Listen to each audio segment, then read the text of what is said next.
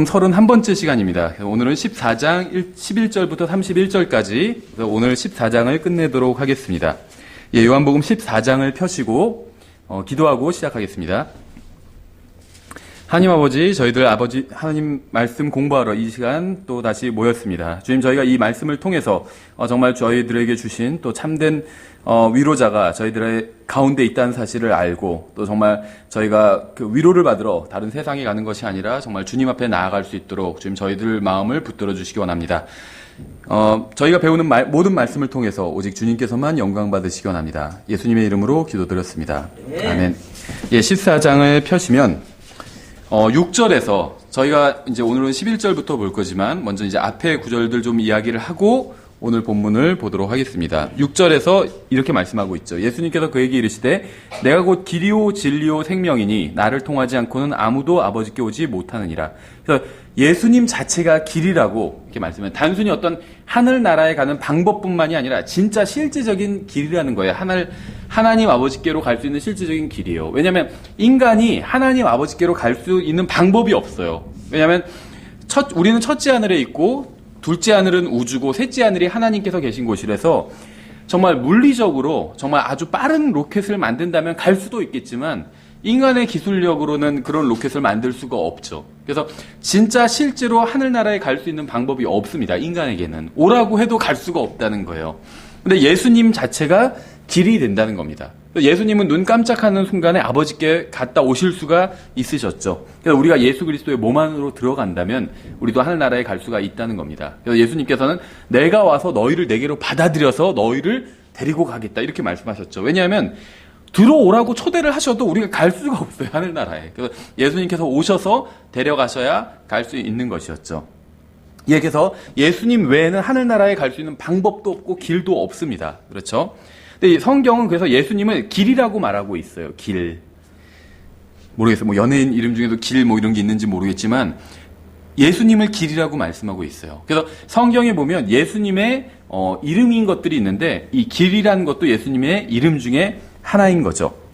성경에서는 예수님을 길이라고 하면서 이제 여러 가지 길로 표현하고 있습니다. 다 찾지 않으셔도 돼요. 그냥 표시만 해놓으셔도 됩니다. 마태복음 7장 14절에선 생명으로 인도하는 그 문은 좁고 그 길이 좁아 그것을 찾는 자가 적으니라 이렇게 말씀하고 있죠. 그래서 예수님은 길은 길인데 하나님께로 가는 좁은 길입니다. 좁은 길. 또 고린도전서 10장 13절엔 이렇게 되어 있어요. 사람에게 공통적으로 있는 시험 외에 너희가 어떤 시험도 당하지 아니하였나니 하나님은 신실하사 너희가 감당할 수 있는 것 이상으로 시험 당하는 것을 너희에게 허락하지 아니하시고. 이게 지금 내가 다 시험 당하고 어려운 일이 있잖아요. 그럴 때는 이 말씀이 이해가 안 돼요. 이게 정말 내가 감당할 수 있는 것일까 이렇게 생각이 드는데 지나온 것들을 돌이켜보면 이해가 되지 않나요? 어려운 일이 있었지만 내가 다 감당할 수 있는 거예요. 지나온 일 중에 내가 감당할 수 없는 건 하나도 없었던 것 같아요. 그렇죠? 그래서 시험 당하는 것을 너에게 허락하지 아니하시고 또한 그 시험과 함께 피할 길을 내사 너희가 능히 그것을 감당하게 하시느니라. 피할 길을 낸대요. 예수님은 피할 길이에요. 지옥을 피하는 길이죠. 정죄를 피하는 길이에요. 그래서 예수님은 피할 길입니다. 또 히브리서 9장에는 이렇게 되어 있어요. 8절에 이로써 성령님께서 표적으로 보여주신 것은 첫째 성막이 아직 서 있는 동안에는 지성소로 들어가는 길이 아직 드러나지 아니하였다는 것이라. 14절 하물며 영원하신 성령을 통해 하나님을 점없이 하나님께 드린 그리스도의 피는 죽은 행위로부터 너희 양심을 얼마나 더 많이 깨끗하게 하여 살아계신 하나님을 섬기게 하겠느냐. 예수님은 지성소로 들어가는 길이고 거룩함에 이르는 길입니다. 그렇죠? 히브리서 10장 또 19절에 이렇게 되어 있어요. 그러므로 형제들아 우리가 예수님의 피를 힘입어 새롭고 살아있는 길로 지성소에 들어갈 담대함을 얻었는데 이게 그냥 길이 아니에요. 살아있는 길이라고 하잖아요. 예수 그리스도를 말하고 있는 거예요. 살아있는 길.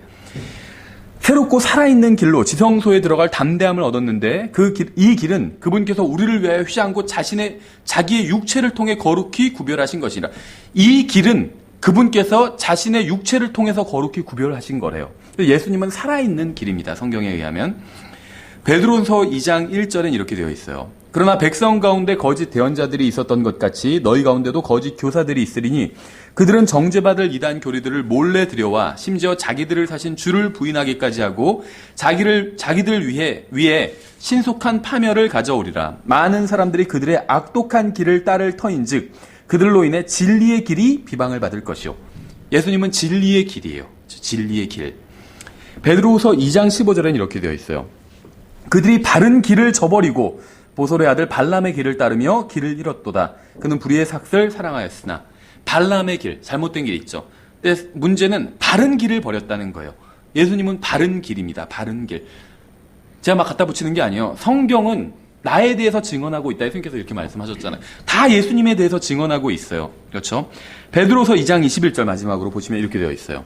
그들이 의의 길을 안 뒤에 자기들에게 전달된 거룩한 명령에서 돌아가서는 것보다 차라리 그것을 알지 못한 것이 그들에게 더 나았으리라. 예수님은 의의 길입니다. 예수님께서 자신이 길이라고 하셨을 때 자신을 좁은 길이고 피할 길이고 거룩함에 이르는 길이고 살아있는 길이고 진리의 길이고 바른 길이고 의의 길이라고 하신 거예요. 예수님은 길이에요. 유일하게 참된 길입니다. 예, 그래서 저희가 길에 대해서 좀 살펴봤고 11장 이제 오늘 본문인 11절부터 보겠습니다. 내가 아버지 안에 있고 아버지께서 내 안에 계신다는 내 말을 믿으라. 그렇게 못하겠거든 바로 그 일들로 인하여 나를 믿으라. 진실로 진실로 내가 너희에게 이르노니 나를 믿는 자는 또한 내가 하는 그 일들을 할 것이요 또 이것들보다 더 큰 일들도 하리니 이는 내가 내 아버지께로 가기 때문이라. 너희가 내 이름으로 무엇을 구하든지 내가 그것을 행하리니 이것은 아버지께서 아들 안에서 영광을 받게 하려 함이라. 너희가 내 이름으로 무엇이든지 구하면 내가 그것을 행하리라. 지금 제가 요한복음 14장 11절부터 14절까지 읽었는데 특히 이 12절부터 14절까지 이 구절이 오늘날 가장 많이 오용되는 그런 구절입니다. 특히 여기서 이제 두 가지가 있어요. 두 가지가. 이 구절들을 잘못 이해해서 수많은 이단 교리와 이단 종파가 생겨났습니다. 특히 은사주의자들이 좋아하는 부분이 뭘까요? 나를 믿는 자는 또한 내가 하는 그 일들을 할 것이요 또한 이것들보다 더 큰 일들도 하리니 이렇게 말씀하셨죠. 그래서 이 부분을 잘못 해석해서 예수님을 제대로 믿으면 예수님께서 행하신 것보다 더 큰 기적들을 하게 된다 이렇게 주장을 합니다. 이것은 마치 무엇을 구하든지 예수님의 이름으로 구하기만 하면 다 받을 수 있다고 생각하는 것과 같은 부류의 오류죠. 근데 문맥을 보면 본문은 그러한 것을 말씀하고 있지 않아요. 문맥의 이해를 돕기 위해서 10절부터 보시면 이렇게 되어 있죠. 내가 아버지 안에 있고 아버지께서 내 안에 계신 것을 내가 믿지 아니하느냐. 내가 너희에게 이르는 말들은 내가 스스로 하지 아니하느니라. 오직 내 안에 거하시는 아버지 곧 그분께서 그 일들을 하시느니라. 이게 10절의 문맥이에요. 이걸 절대 놓치면 안 됩니다. 이 말씀에 의하면 예수님 안에 거하시는 아버지께서 일을 하신 거예요. 우리 안에 거하시는 성령님께서 일을 하시는 거죠. 그래서 우리가 한 일 중에 복음을 전한 일들, 하나님의 말씀을 증거한 일들, 형제자매를 도와준 일들은 다 상급을 받는 게 아닙니다. 그럼 무엇이 상급을 받느냐? 나를 통해서 성령님께서 하신 일이 상급을 받는 거예요. 내가 주님께 나 자신을 내어드렸고 주님께서는 나를 쓰셔서 하신 일, 그게 상급을 받는 거예요. 근데 어떤 일을 하실 때 나를 쓰실까요? 하나님의 말씀에 기록된 그 일을 하실 때 나를 쓰시는 거예요. 그렇죠? 근데 마찬가지, 예수님의 경우도 마찬가지였어요. 예수님께서 본인이 일을 하셨는데 사실은 본인 안에 있는, 예수님 안에 있는 아버지께서 일을 하신 거래요. 아버지께서. 그렇죠? 이게 이제 포인트예요. 따라서 예수님께서 말씀하신 이것보다 더 큰 일들은 하나님께서 하지 않으실 일들은 결코 될 수 없습니다. 그렇죠? 왜냐하면 예수님께서 하신 일도 하나님 아버지께서 그 안에서, 예수님 안에서 하신 일이고 예수님께서 말씀하신 이것보다 더 큰 일들도 똑같은 원리로 이루어진다는 거예요. 다시 말하면 하나님께서 하실 일들을 하신다는 것이지, 할 수 있게 된다는 것이지 하나님께서 하시지 않을 일을 하게 된다는 건 아니라는 겁니다. 그러니까 예수님께서 하지 않으실 일들도 될 수 없다는 거예요. 그러니까 이것들보다 더 큰 일들을 하게 될 것이다. 이렇게 말씀하셨는데 여기서 말씀하고 있는 더 큰 일들은 은사주의자들이 말하는 무슨 막 자기네가 어떤 무슨 기적을 행하거나 막 이런 것들이 아니라는 겁니다. 그렇죠. 또 믿기만 하면 예수님의 이름으로 무엇이든 할 수 있다는 생각은 성경이 진리하는 거리가 멉니다. 예수님께서 하시는 일은 그 안에 거하시는 아버지께서 하시는 일이었어요. 믿는 자들이 하는 주님께서 하신 일보다 더 큰 일은 믿는 자들 안에 거하시는 성령 하나님께서 하시는 일인 겁니다. 그렇죠. 예수님께서는 항상 아버지 하나님을 기쁘게 하는 일을 하셨습니다. 본인도 그렇게 얘기를 하셨고 하나님 아버지께서도 같은 증언을 해주셨죠. 예수님 안에는 하나님을 기쁘시게 하는 일을 하지 못하게 막는 것이 전혀 없었습니다. 그렇죠? 우리가 하나님을 기쁘시게 하려는 일을 하려고 해도 내 육신, 옛사람, 죄가 막잖아요. 예수님 안에는 그런 것이 없었다는 거예요.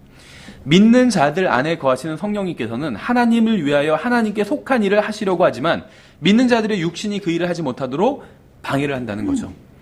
여러분 안에는 하나님을 섬기고자 하는 부분이 있고 그렇지 않은 부분이 있습니다. 두 마음이 있다는 거예요. 두 뿌리가 있고 우리의 행위를 보면 우리가 진짜 그리스도인인지 의심스러울 때가 있어요. 그렇죠? 죄를 질 때 하나님께서 하지 말라는 걸 할 때는 내가 정말 진짜 그리스도인이 맞나 이렇게 회의가 될 때가 있어요. 우리의 행위를 보면 우리의 행위 자체를 보면 그러니까 예수님께서는 자신이 하나님께로부터 왔다는 사실을 입증하는 것이 바로 자신의 행위라고 하셨습니다. 그렇죠? 본인이 한 행위, 그러니까 본인이 한 행위를 보고 자기를 믿으라 이렇게 말씀하셨잖아요. 그러니까 예수님이 하나님께로부터 오신 분이라는 걸 입증하는 게 자기의 행위래요. 우리는 어떤가요? 우리의 행위를 보면 저 사람들은 하나님께로부터 왔구나. 다른 사람들이 그렇게 생각을 할까요? 별로 그렇지 않겠죠. 저 사람들은 어디서 땅에서 솟아났나 보다 이렇게 생각하지 하늘에서 내려온 사람이라고 생각하지 않겠죠. 우리의 행위를 본다면. 13장에서는 우리가 서로 사랑하면 그것으로 사람들이 우리가 주님의 제자라는 사실을 알 수 있다고 말씀하셨습니다. 그러니까 우리가 주님의 제자라는 사실을 입증할 수 있는 유일한 방법은 예수님의 말씀에 의하면 킹제임스 성경을 믿고 세대주의라고 이런 것이 아니라 서로 사랑하는 거래요. 그렇죠? 그럼 다른 사람들이 우리를 보고 저 사람들은 주님의 제자다 이렇게 생각할까요? 별로 솔직히 그렇게 생각하지 않을 것 같아요. 우리의 행위가 주님의 제자라는 사실을 입증하지 못하고 있죠. 12절에 진실로 진실로 내가 너희에게 이르노니 나를 믿는 자는 또한 내가 하는 그 일들을 할 것이요 또 이것들보다 더 큰 일들도 하리니 이는 내가 내 아버지께로 가기 때문이라. 주님이 하신 일과 주님이 하신 일보다 더 큰 일들은 같은 종류의 이제 일들입니다. 예수님께서는 하나님 아버지께 영광을 돌리는 일을 하셨어요. 믿는 자들도 성령님으로 인해서 하나님 아버지께 영광을 돌리는 일을 할 수 있습니다. 성령님이 안에 거하시기 때문에. 그래서 이 말씀을 하실 때 예수님께서는 인간의 몸을 입고 이스라엘에 오셔서 진리를 선포하셨어요. 그러니까 이제 여기서 우리가 예수님께서 자신이 하신 일이 있고 예수님을 믿는 자, 자기를 믿는 자는 더 큰 일을 하리라고 말씀하셨죠. 그럼 이제 이 더 큰 일의 의미가 무엇인지 한번 생각을 해보려고 하는데 은사주의자들이 말하는 것처럼 막 죽은 자를 살리고 이런 것일까? 그거는 아닌 것 같아요. 문맥을 보면. 왜 그러냐면 예수님은 하나님이셨지만 하나님이시죠. 그렇지만 3년 반 동안은 인간의 몸 안에 거하시면서 진리를 선포하시기에 로 작정을 하셨어요. 그러니까 인간 3년 반, 33년 반 동안은 인간의 몸 안에 있겠다 이렇게 작정을 하셨죠. 부활하시기 전까지. 그래서 동시에 여러 곳에 있을 수가 없었어요. 그렇죠. 무리를 걸어서 가실 수는 있었지만 순간 이동을 하실 수는 없었다는 거예요. 부활하시고 나서는 순간 이동을 하셨죠. 다시 영광스러운 몸을 입으셨기 때문에. 근데 영광스러운 몸을 입기 전에 33년 반 동안은 몸이 예수님의 육신도 죄는 없었지만 제한돼 있었다는 겁니다. 한 장소에 한 번밖에 있을 수가 없다는 거예요. 동시에 여러 장소에 계실 수가 없다는 거예요. 성령님께서는 지금 그렇게 하시죠. 왜냐하면 하나님이시기 때문에 동시에 여러 장소에 계실 수가 있어요. 근데 예수님께서 인간의 몸을 입고 이 세상에 오셨을 땐 동시에 여러 장소에 계실 수가 없었다는 겁니다. 그것이 무엇을 의미할까요? 한꺼번에 여러 곳에서 진리를 선포할 수가 없었다는 거예요. 그렇죠. 하지만 주님의 승천 이후에 3,000명이 구원을 받고 그 후에도 많은 사람들이 교회에 더해졌죠. 사도행전을 보면. 그 또 후에 예루살렘 교회가 핍박을 받으니까 다 흩어져 버렸어요. 그렇죠. 그 사람들이 흩어져서 어떻게 됐죠? 가는 곳마다 복음을 전했잖아요. 그래서 복음이 유럽 전역에 또 소아시아 전역에 전파될 수가 있었죠. 그리고 지금은 2000년이 지난 지금은 교회가 세계 곳곳에 흩어져 있습니다. 예수님께서 지상에 계실 때 2000년 전보다 지금 훨씬 많은 곳에서 복음과 진리가 선포되고 있어요. 그렇죠. 예수님께서 직접 마을을 돌아다니시면서 복음을 선포할 때보다 지금 더 많은 마을에서 복음이 선포되고 있다는 거예요. 예수님께서 우물가에서 사마리아 여인에게 복음을 전하셨습니다. 또 밤에 니고데모에게 복음을 전하셨죠. 하지만 지금 이 시간에는 수천 명이 복음을 듣고 있어요. 지금 주님께서 지상에 계실 때보다 훨씬 더 많은 사람들이 복음을 들을 수 있게 되었다는 겁니다. 물론 예수님께서도 한 번에 수천 명에게 진리를 선포하신 적이 있어요. 그렇죠? 남자만 5천 명 진리를 선포하신 적이 있죠. 하지만 지금 인터넷, 라디오 이런 걸 통해서 수백만 명에게 진리가 선포되고 있습니다. 그렇죠? 확실히 예수님께서 계시던 시대보다 지금은 훨씬 더 많은 사람들에게 진리가 선포되고 있어요. 예수님을 믿는 사람들이 예수님께서 생각해보세요. 하나님인 예수님보다 더 큰 일을 할 수는 없어요. 그렇죠? 예수님께서 인간의 몸을 입고 오셔서 하신 일보단 더 큰 일을 한 건 사실이잖아요. 그렇죠? 예수님께서 혼자 진리를 선포하신 것보다 믿는 우리들이 진리를 선포한 게 훨씬 더 그 양은 많다는 거예요. 물론 다 원천은 예수님께로부터 온 거지만 훨씬 더 많다는 겁니다. 그래서 더 큰 일을 하리라 이렇게 말씀하신 거예요. 무슨 죽은 자를 살리는데 예수님보다 더 잘 살릴 수는 없어요. 그렇죠? 그렇죠? 예. 주님께서 죽은 자를 살리셨어요. 근데 잘 생각해 보세요. 우리가 하는 주님께서 하신 일보다 더 큰 일, 그거는 복음을 선포하는 일이에요. 생각해 보세요. 죽은 자를 살린 것, 대단한 일이죠. 근데 그거보다 더 큰 일은 지옥에 갈 수밖에 없는 혼이 구원받아서 영원한 생명을 누리게 된 거예요. 복음을 듣고 구원받은 것. 이게 더 대단한 거라는 거예요. 우리는 복음을 선포함으로 혼들을 지옥에서 건질 수 있고 이것은 누군가 죽었다가 다시 살아나는 것보다 훨씬 더 큰 일입니다. 우리가 볼 땐 복음 듣고 구원받은 것보다 죽었다 살아나는 게 더 대단해 보일지 몰라도 영혼의 관점에서 보면 죽었다 살아났다 해도 예수님을 믿지 않으면 다시 죽으면 지옥에 가게 돼요. 그렇지 않나요? 근데 예수님을 믿으면 하늘나라에 갈 수 있게 되잖아요. 더 큰 일인 거예요. 더 큰 일. 그러니까 우리는 양적으로도 주님께서 진리를 선포하신 것보다 주님을 믿는 사람들이 선포한 진리가 훨씬 더 많죠. 양적으로도. 또 주님께서 33년 반 동안 인간의 몸으로 계실 때 죽은 자를 살리셨어요. 그렇죠. 하지만 우리가 복음을 전해서 누군가가 그 혼이 지옥에서 건짐을 받는다면 죽은 자가 살아난 것보다 그게 훨씬 더 큰 일이라는 겁니다. 그렇죠. 그러니까 같은 기적을 행해서는 예수님보다 더 큰 일을 할 수가 없어요. 병자를 예수님보다 더 잘 고칠 수 있는 사람이 누가 있겠어요? 죽은 자를 예수님보다 더 잘 고칠 수 있는 사람이 누가 있겠어요? 예수님께서 기적을 행하셨는데 그거보다 더 큰 일을 하려면 복음을 전하는 거예요. 복음을 전하는 것. 그건 예수님께서 죽은 자를 살린 것보다 훨씬 더 위대한 일이에요. 혼이 지옥에서 건진받는 건. 우리가 할 수 있는 가장 위대한 일은 박사학위를 취득하거나 백만장자가 되거나 죽은 자를 살리는 것이 아니라 예수 그리스도께서 우리의 죄로 인해 죽으시고 묻히시고 부활하셨다는 사실을 사람들에게 선포하는 겁니다. 인간이 할 수 있는 일 중에 이거보다 더 대단한 일은 없어요. 그렇죠. 이러한 사실을 믿으면 구원받을 수 있다고 선포하는 것보다 더 위대한 일은 없습니다.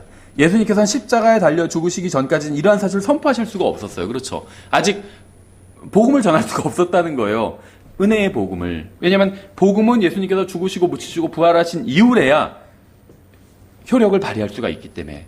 그렇죠. 그러니까 예수님께서 지상에 계실 때는 어떻게 보면 성경에 이런 게 나와 있지 않다면 신성 모독적인 표현일 수 있겠지만 예수님께서 지상에 계실 때보다 우리가 더 위대한 일을 할 수 있다는 거예요. 그건 바로 복음을 전하는 일을 하는 것이죠. 그렇죠. 그래서 이런 것을 염두에 두고 예수님께서 말씀하신 것이지 어떤 더 기적을 잘 행하고 사람을 더 잘 살리고 저는 자를 더 잘 걷게 하고 이런 의미가 아니라는 겁니다. 첫 번째 사람들이 잘못 오해하는 오류가 이것이었고 이제 두 번째 오류가 나오는데 이 13절과 14절에 나온 기도를 응답해 주시겠다는 약속의 의미 이걸 바르게 이해하는 게 중요합니다. 13절 14절 제가 한번 읽어볼 테니까 한번 잘 들어보세요. 너희가 내 이름으로 무엇을 구하든지 내가 그것을 행하리니 너희가 내 이름으로 무엇이든지 구하면 내가 그것을 행하리라. 제가 의도적으로 가장 중요한 부분을 빼고 읽었어요. 왜냐하면 수많은 사람들이 이 구절을 이런 식으로 이해하고 있기 때문에. 예수님이 이렇게 말씀하지 않으셨어요. 어떻게 말씀하셨냐면 제가 전체 문장을 다 읽어볼게요. 너희가 내 이름으로 무엇을 구하든지 내가 그것을 행하리니 이것은 아버지께서 아들 안에서 영광을 받게 하려 함이라. 기도에 대해서 말씀하시면서 기도의 목적을 말씀하고 있어요. 이게 가장 중요해요. 너희가 내 이름으로 무엇이든지 구하면 내가 그것을 행하리라. 이 구절에서 가장 중요한 부분은 이것은 아버지께서 아들 안에서 영광을 받게 하려 함이라. 이 부분입니다. 여러분의 기도에서도 이 부분이 결코 빠져서는 안 돼요. 기도가 응답받지 못하면 다 이것 때문이라고 보시면 돼요. 이 일로 인해서 하나님 아버지께 영광이 돌아가는가? 이게 기도에서 가장 중요한 부분. 우리가 볼 땐 그게 아니잖아. 내가 빨리 몸이 낫고 내가 잘 되고 이 세상에서 그게 우리가 봤을 땐 중요한 걸지 몰라도 주님께서는 그렇게 말씀하시지 않으셨다는 겁니다. 예수님께서는 모든 기도에 응답해 주신다고 하신 적이 없습니다. 아버지께서 영광을 받으시는 모든 기도에 응답해 주신다고 하셨어요. 우리가 구하는 모든 것, 그냥 예수님의 이름으로 기도드렸습니다. 이러면 다 응답해 주신다고 하신 것이 아니라 아버지의 영광을 위해서 구하는 모든 기도에 응답해 주신다고 하시는 거예요. 아무거나 원하는 것을 나열하고 예수님의 이름을 들먹거리며 하면 응답해 주신다. 이렇게 말씀하시지 않았다는 겁니다. 주님께서는 우리가 아버지께 영광을 돌리는 것을 구하면 그것이 무엇이든 간에 다 응답해 주신다고 하셨어요. 하나님께 영광이 돌아가고 예수 그리스도께 존귀가 돌아가는 모든 기도는 응답받을 겁니다. 왜냐하면 주님께서는 그러한 기도 요청에 대한 응답을 항상 해주시는 분이기 때문에 우리가 자신의 욕심을 채우고 이 세상에서 잘 먹고 잘 살게 되기 위해 구하는 기도에 응답해 주신다고 약속하신 적은 단 한 번도 없어요. 그렇다고 우리가 필요한 것을 주지 않으신다 이런 말이 아닙니다. 이렇게 가르치니까 어떤 분들 오해를 해요. 그래서 우리가 필요한 걸 구하는 건 잘못된 기도라고 주장을 한다. 막 이런 얘기가 인터넷에 떠돌더라고요. 검색해 보니까. 제가 가르친 거 막 이렇게 인용하면서. 저는 그렇게 가르친 적이 없어요. 내가 일상적으로 필요한 걸 구하는 기도는 다 잘못됐다. 이렇게 가르친 적 없습니다. 저도 일상적으로 필요한 거 구해요. 그런데 그러한 것은 구하기 전에 다 아신다고 예수님께서 얘기하셨잖아요. 그렇죠. 기도의 목적이 그게 아니라는 거예요. 내가 일상적으로 필요한 것을 얻기 위해서 기도하는 게 기도의 목적이 아니라는 겁니다. 그건 구하기 전에 다 알고 계세요. 그렇다고 해서 그거를 구하는 게 잘못된 거다. 지금 그런 얘기를 하는 것도 아닙니다. 다만 기도의 목적이 그것은 아니라는 그 얘기를 하고 있는 거예요. 신약 성경을 보세요. 어디서도 자기 개인의 어떤 유익을 위한 기도는 없어요. 그거는 딱 한 번 있었어요. 그러니까 신약 성경에, 제가 성경이 없다고 하니까 구약 성경을 들이밀면서 성경에 많이 있는데 자기 유익을 위하는 기도 이렇게 얘기하시는 분도 있더라고요. 그건 유대인들의 기도죠. 유대인들의 기도. 물질적인 축복을 보장받은 유대인들의 기도였죠. 그리스도인들, 하늘나라의 소망을 두고 있는 영적인 복으로 복을 받은 사람들은 물질적인 것을 구하거나 자신의 유익을 구하는 기도가 하나도 없다는 거예요. 신약 성경에. 저는 그런 걸 구하면 절대 안 된다. 천벌을 받는다. 그런 얘기를 하는 게 아니에요. 신약 성경에 보니까 그런 기도가 없었더라. 그냥 팩트만 얘기를 하는 겁니다. 그런데 한 번 있었죠, 사실은. 사실은 3번 있었어요. 3번인데 같은 내용의 기도니까 한 번이라고 치면 사도 바울의 기도였어요. 자기 병을 고쳐달라는 기도였는데 그 기도는 응답받지 못했습니다. 그렇죠. 항상 다른 사람의 유익을 위한 기도, 하나님의 영광을 위하는 기도였어요. 예수님께서 그렇게 말씀하셨잖아요. 너희는 먼저 그 왕국과 그분의 의를 구하라. 똑같은 말이에요. 하나님의 영광을 위해서, 예수 그리스도의 존귀를 위해서 구하면 응답해 주시겠다는 거예요. 그렇죠. 예수님께서 우리의 정욕을 채우라고 자신의 이름을 빌려주신 적이 없습니다. 막 자기 원하는 거 막 그런 거 잔뜩 구해놓고 예수님의 이름으로 기도드렸습니다. 그러면은 응답해 주시겠다. 그렇게 말씀하신 적이 없다는 거예요. 예수님은 항상 아버지를 기쁘게 하는 일을 하셨습니다. 예수님의 모든 말과 행위와 생각과 기도는 항상 아버지를 기쁘게 했어요. 여러분도 원하는 것이 있으면 무엇이든 아버지께 구하십시오. 다만 반드시 기억해야 할 것은 여러분이 구하는 것이 아버지께서 아들 안에서 영광을 받으시는 것인지 점검해 봐야 된다는 거예요. 응답받고 싶다면 반드시 여러분의 동기를 점검해 봐야 된다는 겁니다. 이건 나를 위한 것인가? 하나님의 영광과 예수 그리스도의 존귀를 위한 것인가? 한번 점검해 보시라는 거예요. 야고보서 4장에 나오잖아요. 너희가 욕심을 내도 갖지 못하고 죽어서 갖고자 해도 얻지 못하나니 너희가 다투고 싸워도 갖지 못하면 너희가 구하지 아니하기 때문이요 너희가 구하여도 받지 못하면 그것을 너희의 정욕에 쓰려고 잘못 구하기 때문이라. 기억하셔야 돼요. 기도가 응답받지 못하는 이유는 구하지 않기 때문이에요. 구하여도 받지 못하는 이유는 잘못된 동기로 잘못된 것을 구하고 있기 때문입니다. 주님께서 요한복음 14장에서 하신 말씀은 야고보서 4장 말씀과 동일한 일치하는 말씀이에요. 자신을 위해 구하지 말고 하나님의 영광을 위해서 구하라는 겁니다. 자신을 위한 기도는 다 잘못됐다. 전 그런 얘기를 하는 게 아니에요. 근데 성경에 그런 기도를 해라 이런 말이 없어요. 그렇죠? 하나님의 영광을 위하는 기도를 하라는 거예요. 하나님의 영광을 위하는. 여러분의 기도가 예수 그리스도의 영광을 위한 것이라면 하나님 아버지께서는 기쁘게 여러분의 기도에 응답해 주실 겁니다. 그리고 그럼 하나님의 영광만 구하면 무슨 재미로 사나 이렇게 생각할 수도 있겠죠. 근데 여러분이 100년, 200년, 1000년이 지나도 후회하지 않을 기도 제목이에요.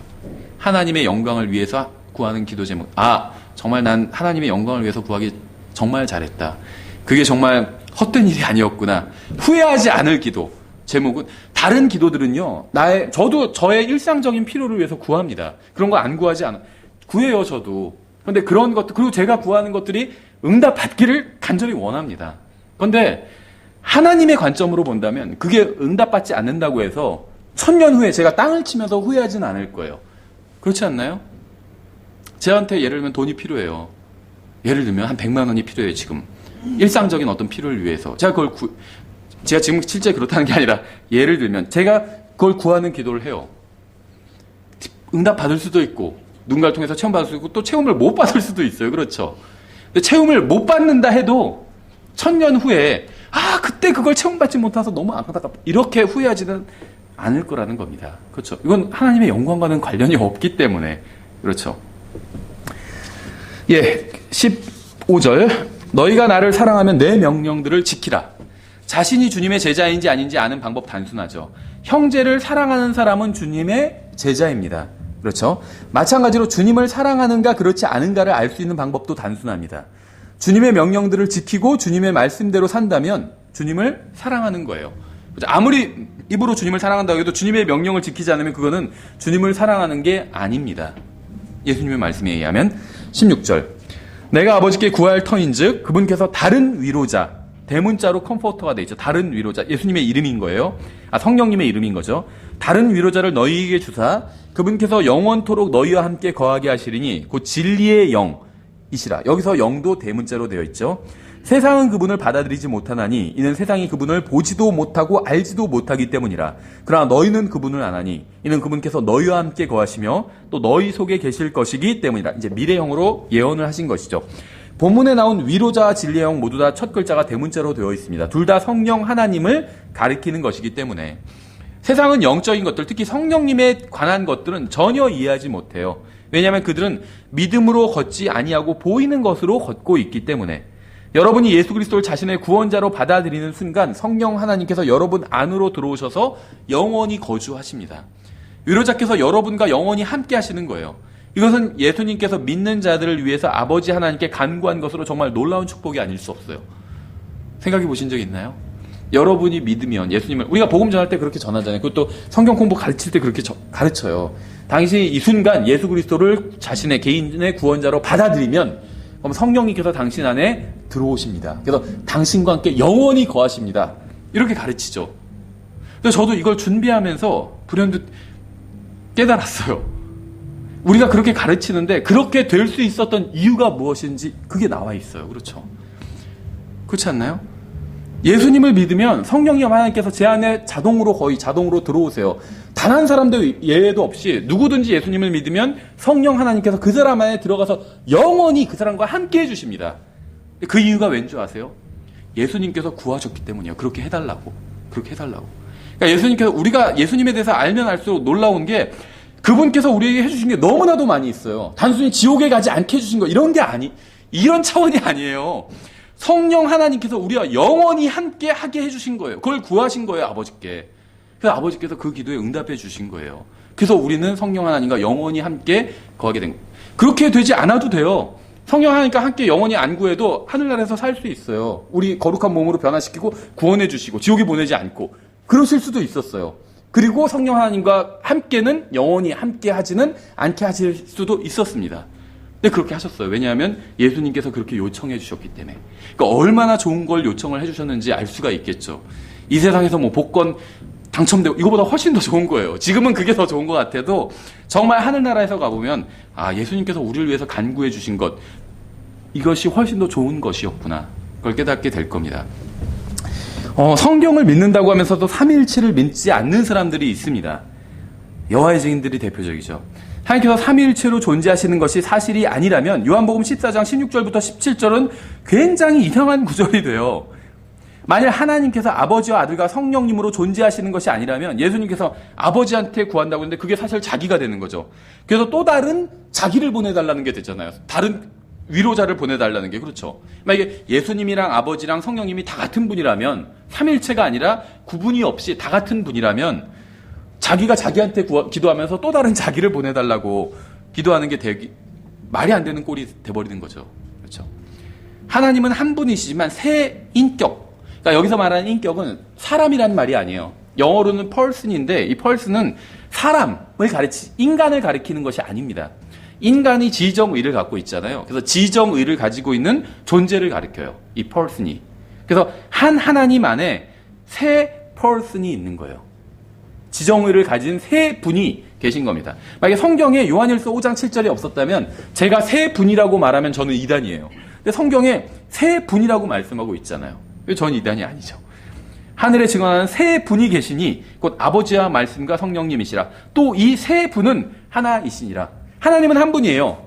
그런데 하나님 안에는 세 분이 계세요. 성경 그렇게 말씀하고 있어요. 이해 못해요, 저도. 근데 성경에서 그렇게 말씀하시니까 믿을 수는 있죠.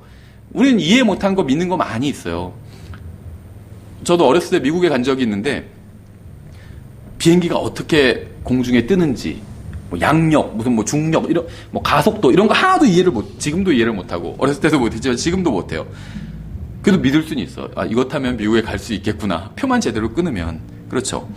그러니까 이해를 해야 믿는 거는 어느 정도 이해를 해야 되지만 100% 다 그런 거는 아니라는 거예요. 그렇죠. 삼위일체에 대해서 다 이해할 수는 없지만 믿을 수는 있다는 겁니다. 근데 문제는 뭔지 아세요? 세상은 이걸 받아들이지 못해요. 성령님에 대한 것. 삼위일체 중에 한 분이 성령님이다. 이게 성경의 진리잖아요. 근데 세상은 성령님을 알지 못. 요한복음 14장 16, 17절에 의하면 세상은 성령님을 받아들이지도 못하고 알 수도 없다고 말씀하고 있어요.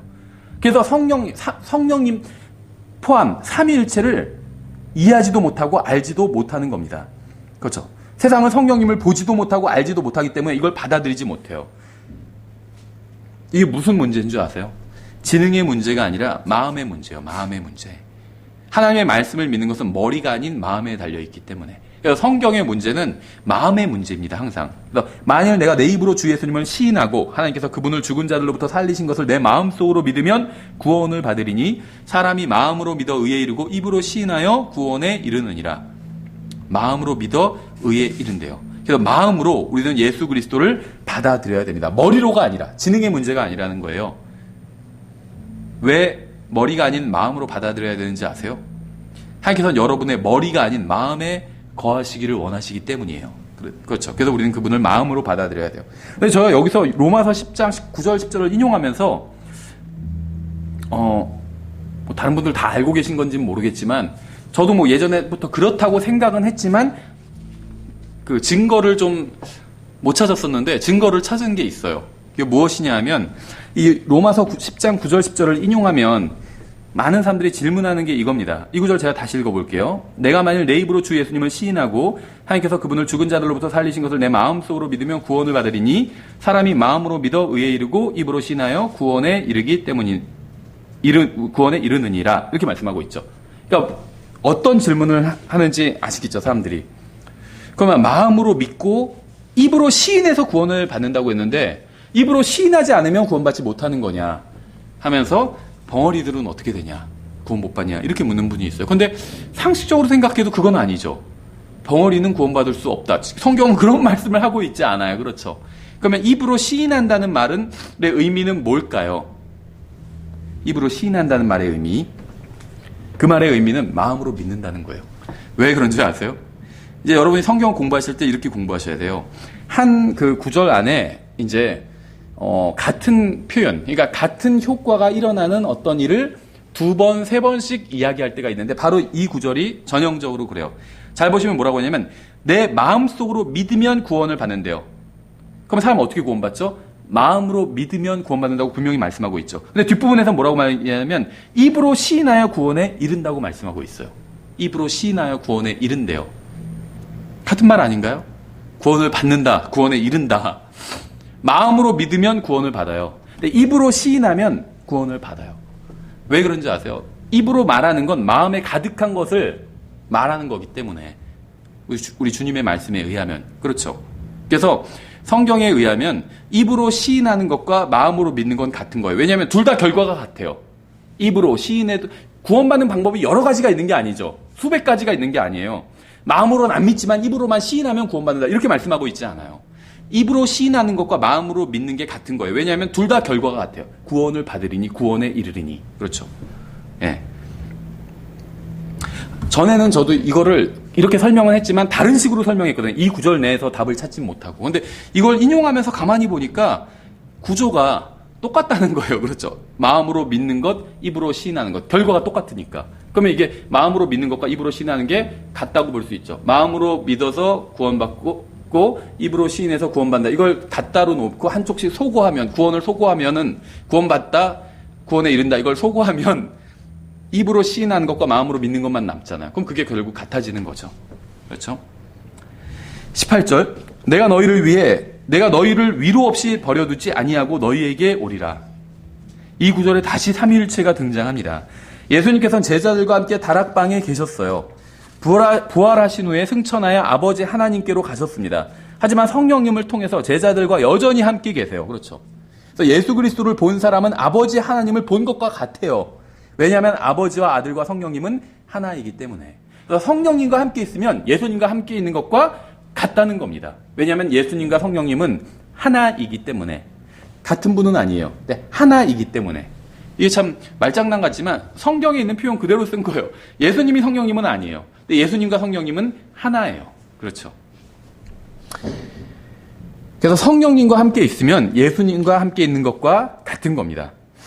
내가 너희를 위로 없이 버려두지 아니하고 너희에게로 오리라. 불행하게도 우리는 우리에게 필요 없는 종류의 하나님을 원하고 있어요. 우리에게 필요 없는 종류의 성령님을 원합니다. 주님께서 주시겠다고 하신 성령님이 아니라 그 성령님 말고 좀 다른 성령님, 복받게 해주시고 막 내 감정을 막 뜨겁게 해주시고 그런 성령님, 그렇죠? 시험 볼 때 막 답안지가 내 눈에 바라락 막 떠오르게 해주시는 그런 성령님, 이런 성령님을 원해요. 근데 하나님께서는 그런 성령님은 존재하지도 않고 그런 성령님을 주시겠다고 약속하지 않으셨어요. 사람들은 자신들이 이 세상에서 겪는 문제를 해결해주고 고난과 어려움을 제거해주는 하나님이나 성령님을 원합니다. 만약 우리가 전혀 위로받을 것이 없는 세상에 살고 있다면 주님께서는 왜 우리에게 위로자를 보내주신다고 하셨을까요? 우리가 어려운 문제가 생기면 하나님께 나아가서 그것을 해결해 달라고 합니다. 근데 우리는 정작 어려운 문제가 해결되면 하나님 없이도 살 수 있어요. 그렇지 않나요? 어려운 문제 없으면. 그래서 하나님께서는 어려운 문제를 해결해 주지 않으시고 어려움 가운데서도 성령님을 통해서 우리를 위로해 주시고자 하시는 거예요. 그래야 우리가 계속 주님과 교제를 나눌 수 있기 때문에. 진정한 믿음은 어려운 문제를 대하는 태도에서 드러납니다. 어려운 문제에 어떻게 반응하는지를 보면 신앙이 보여요. 불행한 일을 당했을 때 그것을 어떻게 받아들이는지를 보면 그 사람의 믿음을 알 수 있어요. 특히 억울한 일. 그렇죠. 제가 막 여기서는 잘한 척하는데 뒤에서는 사실은 내 욕하고 다녔는데, 예. 저도 그런 사람을 봤어요. 저에 대해서. 근데 욕한 게 어느 정도는 사실이라서 더 기분이 나빴어요. 그렇죠. 그럴 때 기분이 나쁘잖아요. 근데도 억울해요. 그렇죠. 예, 억울한 일을 당했을 때 나의 진짜 신앙이 드러난다는 거예요. 구원받지 못한 사람이 하는 방식대로 문제를 처리하고자 하면 전혀 영적으로 성장하지 못한 것입니다. 사람들이 어려운 문제에 부딪혔을 때 다른 사람을 의지하려고 하는 것은 어떻게 하면 성령님으로부터 위로를 받는지 모르기 때문이에요. 그래서 성령님을 가지고 있는데 이것은 아니죠. 이분을 표현이 좀 이상한데 이용할 줄 모르는 거. 어떻게 성령님과 교제를 나누는지, 그분과 교제를 나누면 위로를 받을 수 있는데 그 방법을 모르는 거예요. 그러니까 다른 사람들한테 막 찾아다니는 거예요. 막 전화하고 뭐하고. 그렇죠. 물론 그게 나쁘다는 건 아니에요. 성도들 간에 서로 위로를 해야 돼요. 근데 진정한 위로는 성령님께서 주실 수 있어요. 사람 붙들고 있어봐야 답이 안 나온다는 겁니다. 은사주의자들은 비성경적인 행위를 하면서 그것이 성령님의 역사라고 주장해요. 그렇죠. 그러니까 주님께서 주신 성령님과 자기들이 받았다고 생각하는 성령님이 서로 다른 겁니다. 그렇죠. 문제는 뭔지 아세요? 독립침례교회에 다니는 사람들도 자신들이 성령님을 소유하고 있다고 알고 있어요. 교리적으로는 바르고 알고 있는데 마치 성령님 없이, 위로자 없이 사는 사람들처럼 살아갑니다. 그렇지 않나요? 저 독립침례교회에서 지금 한 23년, 4년째 신앙생활하고 있어요. 독립침례교회에서. 그런데 성령님에 대해서 막 교리적으로는 어느 정도 정확히 알아요. 대부분. 그렇죠. 근데 성령님 없이 사는 사람 같아요. 저 포함해서. 위로자, 성령님은 위로자고 이분이 어떻게 위로를 해주시고 뭐 이런 건 아는데 실제 삶을 보면 위로 없이 사는 사람 같아요. 그렇죠. 어깨는 쭉 쳐져 있고 위로 없이 사는 사람 같아요. 하나님께서는 우리에게 위로자를 주셨습니다. 우리가 인정하든 인정하지 않든 구원받는 순간 우리에게 위로자를 주셨어요. 왜냐하면 우리가 이 세상에서 사는 동안 위로자가 반드시 필요하기 때문에, 위로자 없이 살 수 없기 때문에 우리에게 위로자를 주신 거예요. 위로가 필요한 상황이 끊임없이 일어날 것이기 때문에 킹제임 성경을 알고 구원받고 영적으로 성장하고 바른 교회에 다녀도 위로자가 필요한 상황이 끊임없이 등장한다는 겁니다. 우리는 이 세상에 사는 동안 셀 수 없이 많이 병원에 가게 될 거예요. 장례식에도 참석하게 될 겁니다. 가족이 어려움 당할 것이고 직장에서도 어려움 당할 것이고 교회 생활마저 즐겁지 않을 때가 올 거예요. 그렇죠? 이러한 때에 하나님을 찾아야 돼요. 이러한 때야말로 하나님을 찾을 때이기 때문에 하나님께서는 목사를 위로자로 주지 않으셨습니다. 저도 최선을 다해서 위로하려고 할 때가 있어요. 누가 전화를 해서 어려움을 토로하시면 제가 할 수 있는 들어주는 것밖에 없더라고요. 들어주고 같이 동감해주고 그렇죠. 비판하기보다는 그렇죠. 동감해주고 정말 너무 어렵겠다. 동감해주고 위로를 해주려고 하는데 위로가 될 때도 있고 위로가 안 될 때도 있어요. 제가 아무리 동감해주고 그래도 위로가 안 될 때가 있어요. 그 사람한테. 그렇죠. 왜냐하면 하나님께서는 목사를 위로자로 주지 않으셨기 때문에 하나님께서는 아내를 남편을 위로자로 주지도 않으셨습니다. 부모님이나 자녀들을 위로자로 주지도 않으셨어요. 그래서 자녀들로 위로를 삼아야지 부모님으로 위로를 삼아야지 이것도 아니라는 거예요. 친구를 위로자로 주지도 않으셨습니다. 누구를 위로자로 주셨는지 아세요? 자기 자신을 위로자로 주셨어요. 하나님께서. 주님께서 우리에게 성령님을 주시는 이유는 우리를 위로해 주시기 위함이에요. 자신의 인생에만 어려움이 있고 다른 사람의 인생은 좀 쉬워 보일 때도 있죠. 하지만 어느 누구의 인생도 쉬운 인생은 없습니다. 다만 위로자와 교제를 나누는 법을 배운 사람이 있을 뿐이에요. 여러분도 위로자와 교제를 나누는 법을 배워야 합니다. 여러분과 구원받지 못한 사람의 유일한 차이점은 성령님께서 내주하시는가 이것이에요. 만약 여러분이 성령님과 교제를 나누는 법을 배우지 못한다면 구원받지 못한 사람과 똑같이 이 세상을 살아갈 수밖에 없어요. 그렇죠? 생각해보세요. 우리가 지금 이 세상에 있는 동안은 구원받지 않은 사람과 다른 점이 내 안에는 성령님이 있고 저 사람 안에는 성령님이 없다는 거예요. 그런데 내가 성령님과 교제 나누는 법을 모른다면 똑같은 거예요. 결국 살아가는 건. 그렇죠. 불행하게도 구원받은 수많은 사람들이 그렇게 살아가요. 구원받지 못한 사람처럼 성령님 없이. 성령님이 사실은 있는데. 그래서 구원받은 사람이나 그렇지 못한 사람이나 다 똑같은 짓을 하고 똑같이 낙담하고 똑같이 살고 있는 거예요. 여러분이 어려움이 닥쳤을 때, 위로가 필요할 때 여러분은 누구에게로 가시나요? 가장 먼저 전화하는 사람, 부르는 사람. 다른 사람이나 다른 무엇에게로 가시나요? 아니면 성령님에게로 가시나요? 어쩔 수 없다고 하지만 어쩔 수 없는 게 아니라 성령님께 갈 수 있어요. 성령님께 가지 못하는 그런 상황은 없습니다. 문제는 우리에게 성령님이 실제가 아니라는 거예요. 성경책 속엔 존재해요. 교회에서 설교의 시간엔 존재, 성경 공부 시간엔 존재, 성령론 시간엔 존재하는데 나의 삶에서 실제가 아니에요. 그분이. 내가 진짜 어려울 때 그분이 나를 도와주시는 것처럼 느껴지지가 않아요. 실제가 아니에요. 차라리 우리 엄마, 아빠 아니면 친구가 더 실제 같아요. 그럼 내가 요청해서 돈 좀 꺼달라고 할 수가 있으니까. 근데 성령님은 실제가 아닌 것 같아요. 이게 우리의 문제라는 거예요. 성령님이 나의 삶 속에 함께 동행하시는 분이 아니라 책 속에 나오는 알 수 없는 분이라는 것이 우리의 문제입니다. 여러분이 구원받았다면 여러분은 성령님께 가는 법을 알고 있어요. 여러분이 망각했을 뿐이에요. 누군가 구원받으려면 어떻게 해야 하느냐고 물으면 무엇이라고 여러분 답하시겠어요? 모든 죄와 문제를 십자가 앞에 내어놓으라고 할 거예요. 그렇죠? 십자가 앞으로 가서 모든 문제를 다 내려놓으십시오. 성령님께 가는 법도 똑같아요. 이것과. 다시 십자가 앞으로 나아가면 돼요. 다시. 그곳에서 나의 모든 죄와 문제와 어려움, 모든 짐을 내려놓고 십자가에 달린 그분, 다시 살아나신 그분, 지금은 왕자에 앉아 계시고 모든 권능을 가지고 계신 그분 앞에 쏟아놓는 거예요. 그러면 이 세상에서도 소망을 가지고 살게 하신 하나님의 위로를 볼 수 있게 됩니다. 마음속에 하나님의 위로를 얻을 수 있을 때까지 무릎을 꿇고 주님을 부른다면 하나님께서 위로를 주실 거예요. 여러분이 구원받았다면 여러분에게는 하늘과 땅을 창조하신 위로자가 있어요. 여러분 안에 위로자가 있는데 그분은 하늘과 땅을 창조하신 분이라는 거예요. 그분은 모든 것을 하실 수 있고 어떤 마음도 위로해 주실 수 있습니다. 구원받은 사람이 위로 없이 절망 가운데 산다는 건 정말 비참한 일이에요. 다른 모든 사람들에게 가서 사정을 말하고 도움을 구하지만 하나님께 나아가지 않는다면 이건 정말 비극입니다. 모든 사람들에게 도움을 요청하면서 정작 도움을 주실 수 있는 유일한 분에게는 부르짖지 않는다면 끔찍한 일이에요. 여러분에게는 예수님밖에 없습니다. 예수님밖에 없어요. 여러분 끝까지 여러분 옆에 있어줄 분은 예수님밖에 없어요. 그렇죠? 저도 자매랑 그런 얘기를 하거든요. 아이들이 다 커서 이제 얘네들이 시집을 가면 꿈도 크죠. 아직 기저귀 갈고 있으면서 그럼 그때는 이제 우리 둘만 남겠지 하면서 헛소리죠. 어른들이 보실 때는 얘기를 하는데 사실 예수님밖에 없어요. 예수님밖에. 여러분의 상한 마음을 위로해 주실 수 있는 유일한 분은 예수님이에요. 그분께 여러분의 사정을 말하세요. 그분께만 여러분의 사정을 고하십시오. 사도행전을 보면 제자들이 주님을 위해서 놀라운 일을 하는 걸 볼 수가 있죠. 어떤 사람들은 뭐 사도행전이 아니라 성령행전이다 막 이렇게 부르기도 해요. 그렇죠. 그 제자들은 이 세상 그 누가 반대한다 해도 두려워하지 않았어요. 그렇죠. 죽이겠다 그래도 그걸 두려워하지 않고 진리를 선포했습니다. 그들이 그렇게 할 수 있었던 이유는 자신들과 함께 3년 반 동안 계셨던 눈에 보이는 하나님의 아들을 믿는 것처럼 눈에 보이지 않는 성령님을 똑같이 믿었기 때문이에요.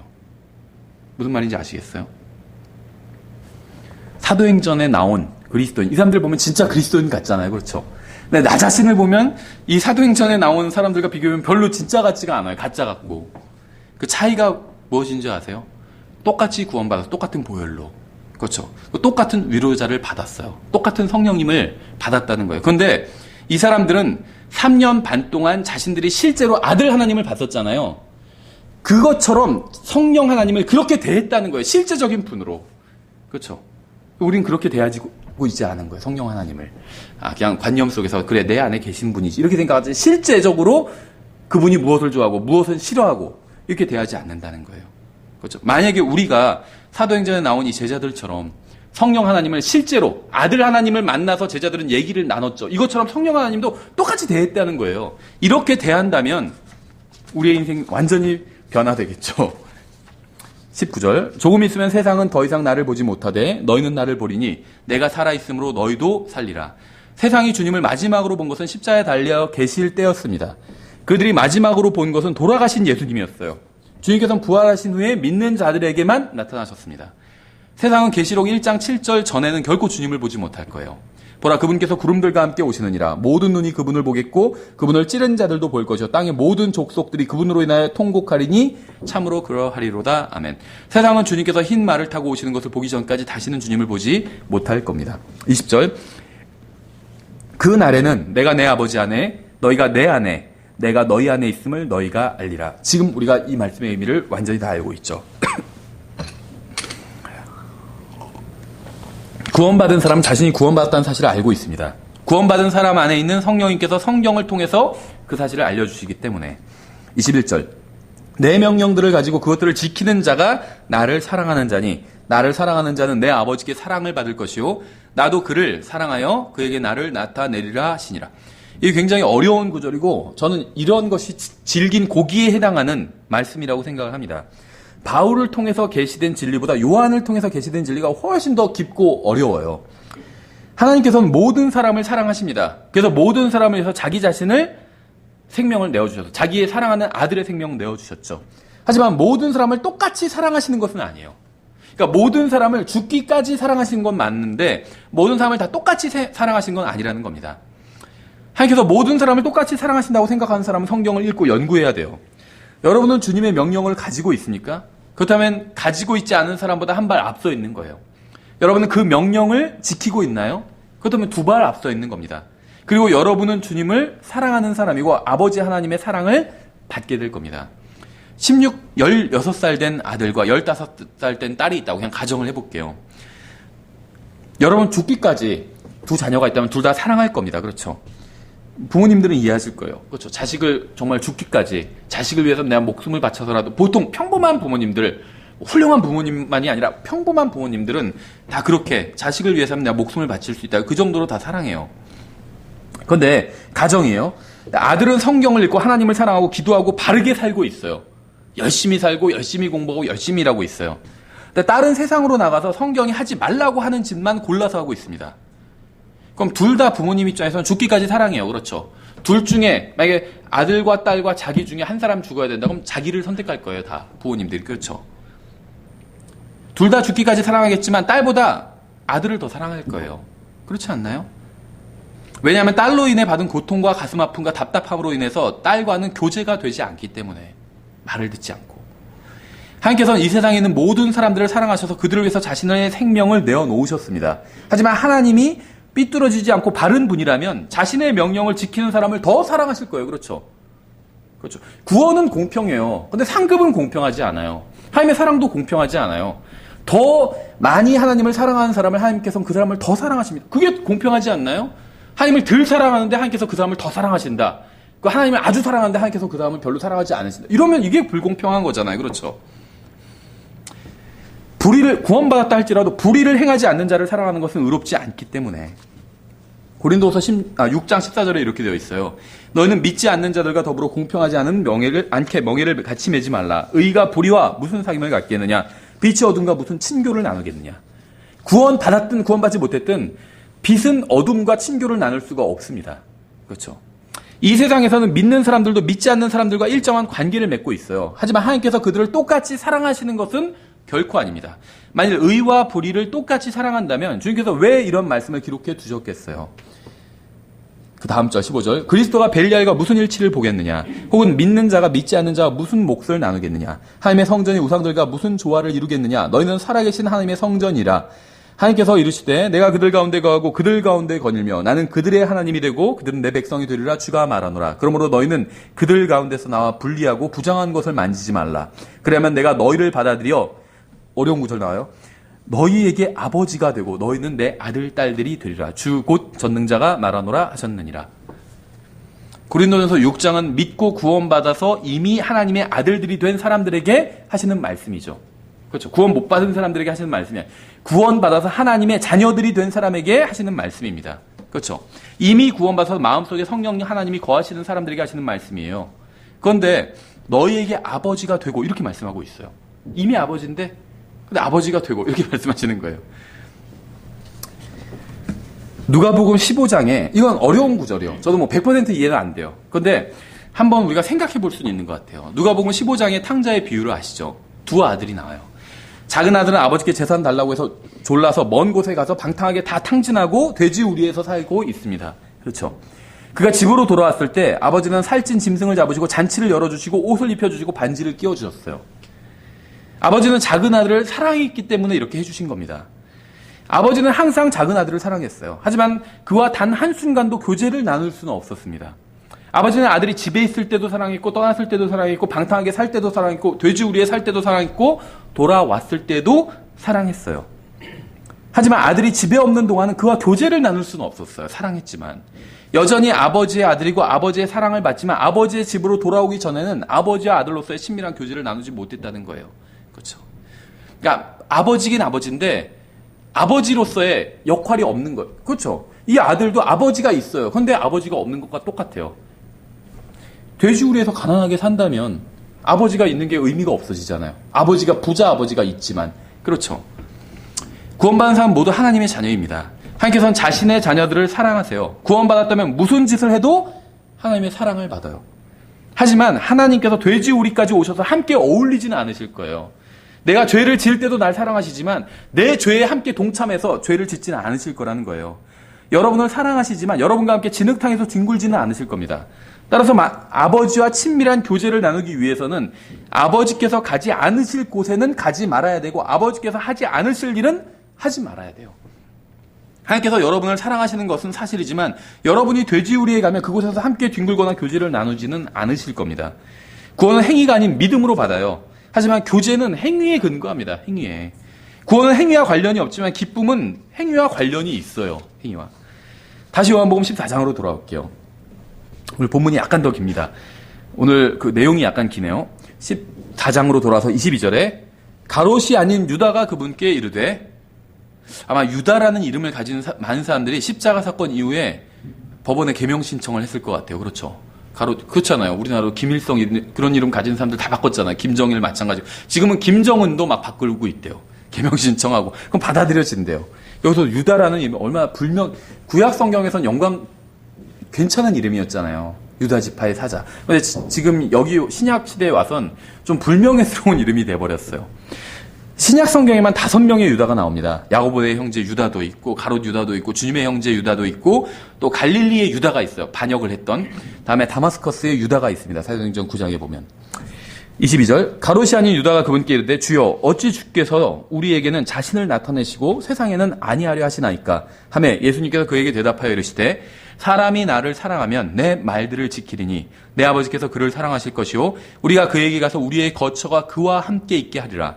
나를 사랑하지 아니하는 자는 내 말들을 지키지 아니하나니 너희가 듣는 내 말은 내 것이 아니요 나를 보내신 아버지의 것이니라. 내가 아직 너희와 함께 있으며 이것들을 너희에게 말하였거니와. 성경은 최종 권위입니다.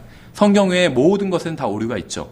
여기서 어떻게 자신을 나타내시렵니까? 이렇게 제자가 물었죠. 그러니까 주님께서는 주님의 말씀을 지키면 그에게 가서 그와 함께 하시겠다고 대답을 하셨습니다. 주님을 사랑하면 주님의 말씀을 지킬 것이고 그러면 주님께서 그와 함께 하시겠다는 거예요. 이것이 바로 사람들이 환상을 보고 무엇인가를 느끼고 성경을 배우고 방언을 하고 영화면에서 죽임을 당하고 땅바닥을 막 대굴대굴 굴러다녀도 주님과 전혀 교제를 나누지 못하는 이유예요. 또한 이것이 바로 주님께서 명령하신 대로 성경을 읽고 명령하신 대로 기도하고 명령하신 대로 깨끗하게 살고 명령하신 대로 복음을 전하고 명령하신 대로 주님께 드리고 명령하신 대로 주님께서 명령하신 대로 말씀하신 대로 사는 사람들이 그리스도와 교제를 나눌 수 있는 이유인 것입니다. 왜냐하면 참된 구원의 확신은 느낌이나 경험에서 오는 것이 아니라 하나님께서 하신 명령에 순종하는 데서 오기 때문에. 그러니까 구원은 믿음으로 받아요. 근데 구원의 확신은 하나님의 명령에, 하나님의 말씀에 순종할 때 구원의 확신이 옵니다. 순종하지 않으면 구원의 확신이 사라져요. 죄를 짓지 말라고 하는데 죄를 짓잖아요. 구원의 확신이 사라져요. 아, 나는 구원받지도 못한 사람인가 이런 생각이 들 때가 있어요. 죄를 지으면. 그렇죠. 아무리 방언을 하고 무엇인가를 느끼고 환상을 보고 무슨 체험을 한다 해도 자신이 구원받았고 하나님의 길을 걷고 있다고 전혀 확신하지 못하는 사람들이 있습니다.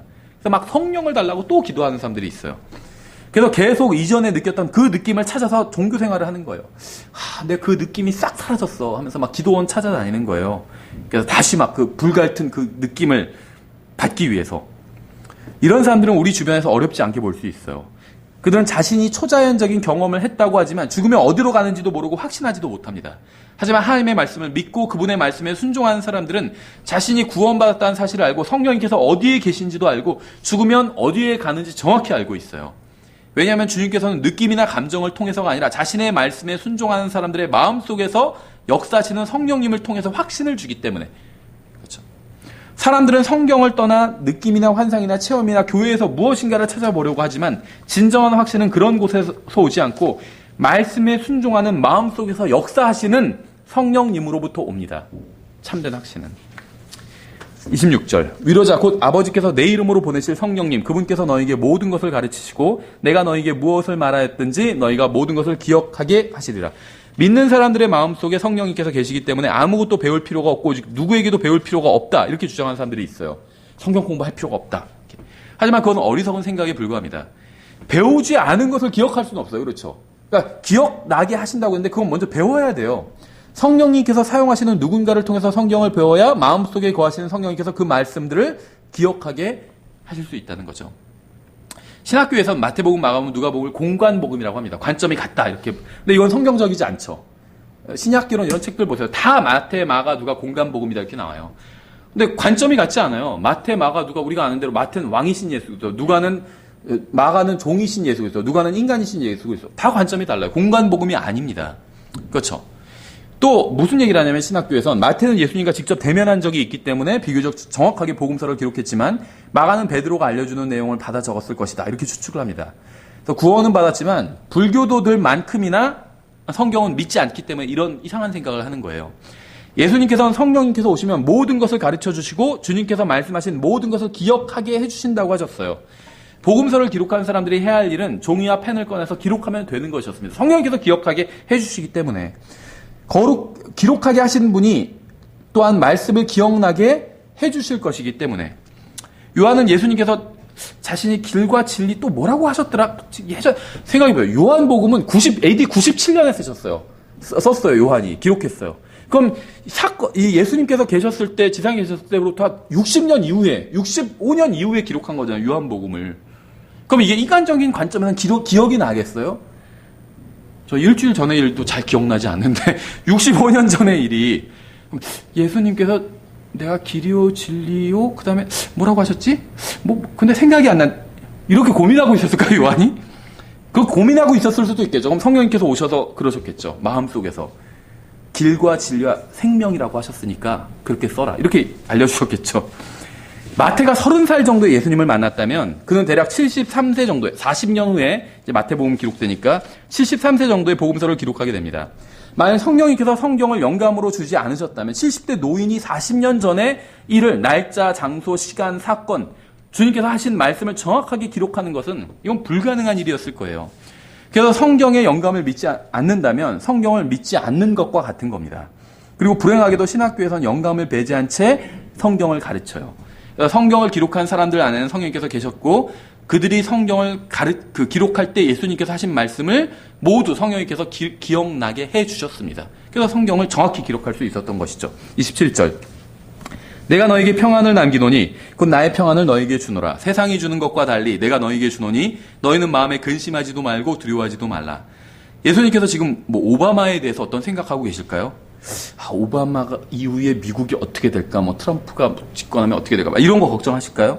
아니면 예수님께서 지금 러시아나 중국이 가하는 어떤 위협으로 인해서 걱정하고 계실까요? 아니면 주님께서 인터넷이나 뉴스나 신문을 검색해서 보시면서 이란이나 북한의 핵 위협 때문에 큰일 났다. 이제 어떻게 하냐? 큰일 났다. 이러고 걱정하고 계실까요? 주님께서는 우리도 평안을 가지게 될 것이라고 말씀하지 않으셨습니다. 주님께서는 우리가 주님의 평안을 가지게 될 것이라고 말씀하셨어요. 아무것도 염려하지 않고 걱정하지 않고 두려워하지 않으시는 분의 평안을 우리가 가지게 된다는 거. 생각해 보세요. 예수님은 셋째 하늘에 있는 왕자에 앉아 계세요. 그럼 예수님이 두려운 게 있을까요? 북한이 핵무기 만들고 무슨 발사 쏘아 올리고 하면 뉴스에서 난리치는 것처럼 두려워하실까요? 큰일 났다 이제 하면서 두려워하실까요? 누나가 깜짝하지 않으세요. 그 사람들이 뭘 개발하고 뭘 쏘고 할지라도 하나님께서 허락하시지 않는다면 이 세상은 멸망하지 않아요. 우리나라 멸망하지 않아요. 그렇죠? 아무것도 걱정하지 않으세요. 근데 그 아무것도 걱정하지 않으시는 분의 평안을 우리에게 주시겠다고 말씀하신 거예요. 근데 우리가 왜 두려워하고 염려하고 걱정하는지 아세요? 세상이 보는 것처럼 세상을 보기 때문이에요. 세상이 두려워하는 것처럼 세상을 두려워하기 때문입니다. 그래서 보수가 어떻고 진보가 어떻고 이런 얘기하면서 불안해하는 거예요. 이번 선거에서 이겨야 되고 하면서 불안해하는 거예요. 누가 이기건 상관없어요. 물론 저도 지지하는 사람이 있지만 누가 이기건 상관없어요.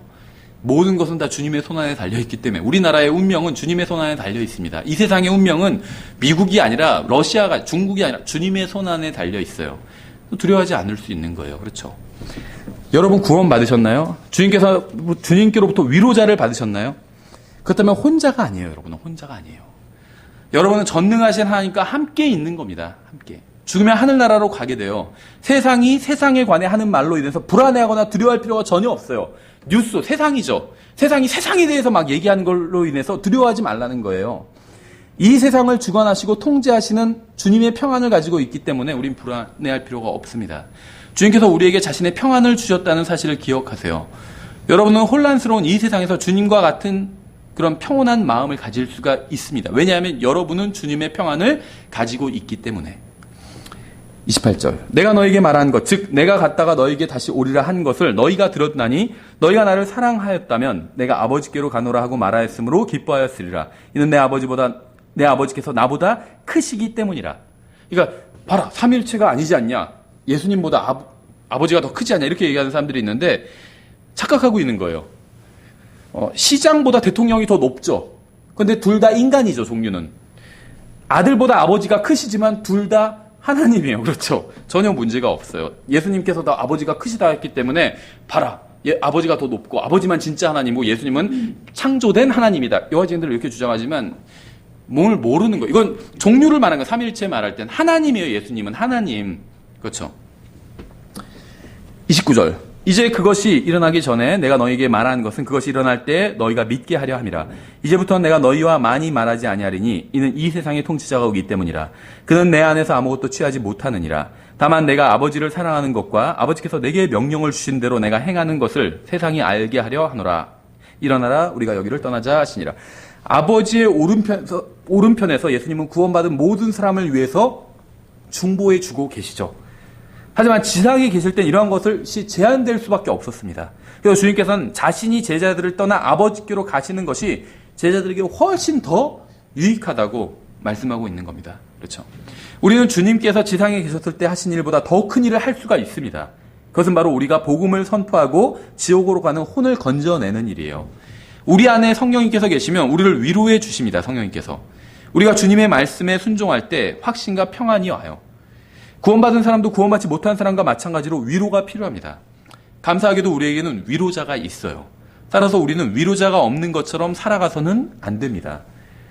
우리가 다른 사람이나 다른 곳이 아닌 그분께로 간다면, 위로자인 성령님, 예수 그리스도께로 간다면 우리는 참된 위로를 받을 수 있을 겁니다. 여기서 저희가 14장까지 살펴봤고 다음번에 15장을 살펴보도록 하겠습니다. 예, 기도하고 마치겠습니다. 하나님 아버지, 주님의 말씀으로 인해서 감사드립니다. 주님께서 저희들에게 위로자를 주셨는데 저희가 어리석게도 위로자가 없이 사는 것처럼 살고 있습니다. 주님, 저희를 도와주셔서 주님과 교제를 하고 동행하는 법을 알 수 있도록 저희들 마음을 움직여 주시기 원합니다. 저희가 처음에 구원받을 때 주님의 십자가 앞으로 나아갔던 것처럼 지금 저희들 중에 어려운 문제를 가지고 있는 사람이 있다면 다시 주님의 십자가 앞으로 나아가서 모든 죄뿐만이 아니라 모든 삶의 어려운 짐까지도 그 십자가 앞에 내려놓고 정말 모든 것을 주님 앞에 쏟아놓을 수 있도록 도와주시기 원합니다. 또 그렇게 하는 사람이 있다면 주님께서 그 사람의 마음을 위로해 주시기 원합니다. 감사드리며 예수님의 이름으로 기도드렸습니다. 아멘. 예, 마쳤습니다.